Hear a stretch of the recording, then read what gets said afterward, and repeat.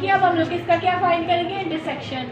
Question हमारे पास वही है, अब हम लोग क्या करेंगे, वेन डायग्राम के जरिए इसका फाइंड करेंगे इंटरसेक्शन। इंटरसेक्शन में क्या होता है, जो चीज़ें कॉमन होती है वो हम लोग एक साइड उसका बना लेते हैं, एक जगह पे उनको लिख देते हैं।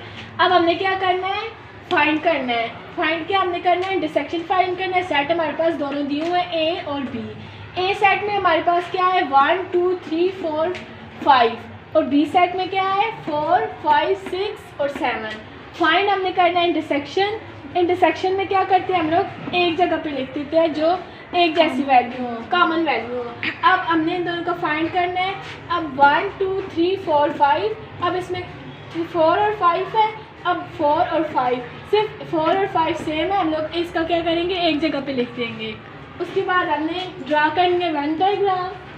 वेन डायग्राम में अब ए सेट है हमारे पास 1 2 3 4 और 5, और बी जो हमारे पास सेट है 4 5 6 7।